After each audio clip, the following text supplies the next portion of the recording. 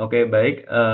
Selamat pagi, siang, sore, ataupun malam, Mas Mbak Asdos dan juga Ibu Dini. Sebelumnya, kami dari kelompok 20 dengan anggota saya, Muhammad Zaka Haidar, dengan NRP 5054251039, yang dibersamai oleh rekan saya, Jonathan Jayawibowo, dengan NRP 5054251026. Nah, kami pada kesempatan kali ini ingin mempresentasikan terkait final project dari mata kuliah teori graf kami yang berjudul Optimasi Jaringan Supply Chain pada Graf Dinamis. Next. Nah, adapun latar belakang dari ide kami yaitu perkembangan industri dan perdagangan modern sering menyebabkan keputusan akan sistem distribusi dan supply chain yang efisien menjadi semakin penting. Perusahaan tidak hanya dituntut untuk mampu memproduksi barang, tetapi juga memastikan distribusi produk dari sumber daya alam, sumber daya hingga konsumen dapat dilakukan dengan biaya dan waktu yang optimal gitu. Next saja. Nah, di sini kami sudah merumuskan untuk visi misi kami yang dimana untuk visinya sendiri yaitu kami ingin mendorong terciptanya sistem rantai pasok industri yang lebih efisien, terintegrasi dan berbasis data. Selain itu, untuk misinya sendiri, kami ingin mendukung efisiensi industri melalui perencanaan distribusi yang lebih tepat dan terukur. Selain itu, kami ingin mengoptimalkan hubungan antara produsen bahan mentah, pabrik pengolah, dan kota tujuan. Kemudian kami ingin mendorong penggunaan teknologi berbasis data. Selain itu, kami ingin membantu industri memahami dampak pemilihan lokasi pabrik, dan kami ingin mewujudkan proses rantai pasok yang lebih hemat. Next. Nah, berikut untuk flowchart dari kami. Mungkin langsung saja untuk yang pertama itu AI, kode akan mengenerate peta wilayah, yang dimana kita akan bisa memilih untuk banyaknya kepulauan atau daratan. Nah, setelah itu kita akan mengenerate node sumber bahan mentah dan node kota secara acak.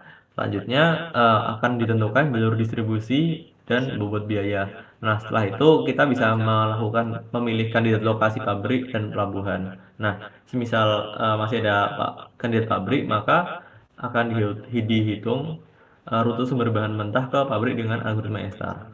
Nah, jika semisal Estarnya sendiri memilih menggunakan laut, maka akan melewati not pelabuhan dan menghitung kos tambahannya. Nah, jika semisal tidak menggunakan jalur laut, maka akan menghitung rute pabrik ke kota tujuan hanya dengan Estarnya langsung saja. Nah, setelah itu akan dijumlahkan total kos distribusi dan akhirnya akan disimpan hasil kos kandidatnya. Nah, setelah itu akan terjadi looping hingga tidak ada kandidat pabrik lagi. Nah, jika semisal sudah tidak ada kandidat pabrik lagi, maka akan dipilih lokasi pabrik dengan total kos minimum dan akan ditampilkan pabrik paling optimal, rute terbaik, dan total biaya. Setelah itu AI-nya akan selesai. Next. Nah, di sini kami menggunakan algoritma Star sebagai backbone dari FP kami karena Star sendiri itu sesuai untuk mencari jalur distribusi dengan cost paling rendah pada graf berbobot, yang dimana setiap node-nya akan merepresentasikan sumber bahan mentah, pabrik, kota, dan pelabuhan. Nah, sedangkan S-nya itu akan merepresentasikan jalur darat atau laut dengan biaya tertentu. Next. Nah, selanjutnya adalah bagian demonstrasi. Untuk Mas Jujur dipersilahkan. Oke, jadi kita langsung saja ya ke demonya. Jadi waktu masuk ke program, nanti kita bakal langsung masuk ke starting screen. Di starting screen sini, user itu bakal memiliki akses ke beberapa parameter yang akan digunakan program buat mengenerate petanya gitu. Nah, jadi untuk parameter yang pertama itu adalah tipe peta. Jadi tipe peta di sini bisa milih dari dua. Yang pertama adalah kontinen atau benua, yang dan archipelago atau kepulauan. Jadi kalau misal tipe petanya kita pilih benua, nanti petanya itu bentukannya bakal terbagi jadi pulau-pulau kecil tapi pulau-pulau besar tapi ada sedikit kayak benua-benua gitu. Kalau kepulauan nanti pulaunya itu ada banyak tapi kecil-kecil kayak kepulauan pada umumnya. Terus ada parameter lebar grid sama tinggi grid ini tuh ukuran dari grid, ukuran dari peta yang akan kita gunakan. Di sini saya akan setting ukurannya 48 kali 24. Terus di sini ada kepadatan. Kepadatan di sini itu adalah angka dari 0 sampai 1. Semakin besar kepadatan, maka akan semakin banyak daratan di petanya. Sebaliknya, semakin kecil suatu kepadatan akan semakin sedikit daratan di petanya. Jadi semakin banyak perairan itu harus semakin banyak laut gitu. Di sini untuk daratan saya setting 0,75. Terus di sini ada seat. Seat ini itu opsional. Kalau kita tidak isi, nanti programnya akan mengisi programnya yang akan mengisi sendiri. Jadi seat ini tuh digunakan buat mengenerate peta yang akan kita gunakan. Jadi setiap kali kita mengenerate peta itu nggak selalu sama. Jadi bakal berbeda-beda terus. Di sini ada jumlah kota sama jumlah resource. Ini tuh adalah jumlah node kota sama jumlah node resource yang bakal di-generate sama programnya waktu kita membuat peta gitu. Jadi misal ini kita isi 5 sama 5 nanti ada 5 kota sama ada 5 resource. Kita langsung aja generate word-nya ya. Nah, di sini ini itu petanya gitu ya. Kalau tadi kita kebetulan pakai mode kepulauan, coba kita generate ulang. Nah, ini sini bisa kita lihat kalau misal kita generate ulang lagi itu hasilnya beda. Soalnya kita menggunakan algoritma khusus buat nge-generate peta kita. Kali sini juga sudah ada kota sama resource-nya. Jadi di sini tuh ini tuh not resource ya. Kayak not buat mengumpulkan sumber daya gitu loh. Terus di sini tuh not kota yang abu-abu ini. Terus di sini di sidebar sini itu ada beberapa tombol. Tombol yang pertama itu adalah tombol Run AI.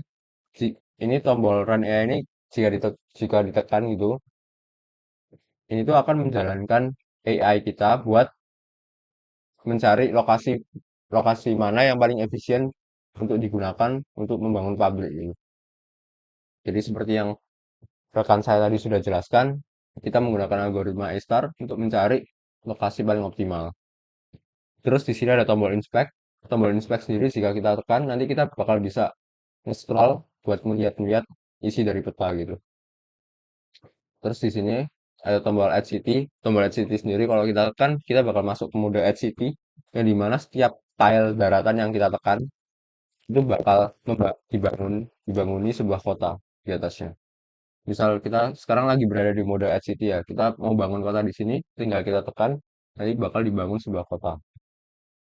Terus ada mode add resource sama aja, cuman ini tuh buat membangun node resource gitu. Misal kita mau membangun node resource di bawah sini, ini bakal langsung dibangun. Kalau misal kita tekan kota, kita nggak akan bisa bangun. Soalnya kita hanya bisa membangun kota dan pertanian tuh di daratan ya, seperti pada umumnya lah.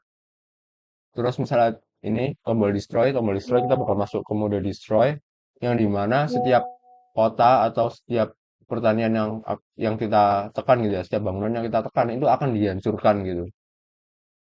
Ini tuh pokoknya buat ngancurin gitu lah. Nah, pokoknya ini buat buat sama ngancurin. Misal kita nggak puas gitu ya sama sama hasil randomization programnya. Kita pengen bangun sendiri gitu. Kita bisa pakai ketiga tombol ini. Terus new verse ini sendiri itu bakal ngebalikin kita ke starting screen di awal buat nge-generate word yang baru itu. Jadi misal kita nggak pengen word yang baru, kita bisa tekan new word. Misal langsung aja kita run AI. Jadi ini bakal berjalan buat beberapa saat, dia bakal mencari. Dia bakal mencari lokasi pabrik yang paling efisien. Nah, di sini AI kita tuh memutuskan kalau lokasi pabrik yang paling efisien tuh di sini ya. Jadi jadi node ini tuh adalah node pabrik. Terus di sini ada banyak node. Ini tuh node pelabuhan gitu ya. Di sini ada beberapa node pelabuhan. Node pelabuhan ini bakal otomatis dibangun kalau kalau AI kita tuh membuat jalur dari yang melewati perairan atau yang melewati lautan. Jadi misal dari daratan ke lautan itu kan kalau pada umumnya kita membutuhkan pelabuhannya. Di sini juga sama logikanya. Jadi kalau misal mau dari darat mau ke laut pasti butuh pelabuhan. Terus misal dari lautan mau ke daratan ini juga butuh pelabuhan. Jadi ini tuh misal jalurnya itu dari sini ke sini. Nah, pokoknya setiap kali dia turun ke laut dia bakal buat pelabuhan. Gitu. Terus misal mungkin kita mau mensimulasikan kemajuan zaman. Misal seiring berjalannya waktu itu sudah itu ada kota baru di bawah sini. Kita mau mensimulasikan itu, kita bisa buat kota baru di bawah sini. Kita buat kota, coba kita buat agak kejauhan, kita buat kota baru di sini. Nah, terus kita buat resource baru juga di sini. Terus kita jalanin lagi. Nanti AI-nya itu bakal bakal menanggapi informasi-informasi baru dan lokasi pabriknya nanti pasti berubah. Nah, sekarang lokasi pabriknya tuh nggak di sini ya. Tadi di sini kalau nggak salah. Sekarang di sini. Nah, itu ini tuh salah satu bentuk AI-nya buat menanggapi graf yang dinamis itu, graf yang berubah-ubah. Nah, bisa kita lihat tadi di sini, tadi kayak lokasi pabriknya tuh gerak ke kiri sedikit, soalnya banyak banyak lokasi baru di kiri. Oke, langsung aja sekarang saya akan praktekkan yang untuk tipe kepulauan. Tipe kepulauan sendiri itu kayak gini ya bentukannya. Jadi kayak kepulauan gitu. Ada banyak ada banyak kepulauan, ada banyak pulau kecil gitu. Terus sama ada sebuah pulau besar di tengahnya. Misal kita langsung aja jalankan AI-nya. Nah, hasilnya bakal seperti ini. Oke, sekian dari demo kelompok kami hari ini. Saya serahkan kembali ke rekan saya Zaki. Oke, baik. Next. Sekian presentasi dari kelompok kami. Apabila ada salah kata kami mohon maaf. Sekian, terima kasih.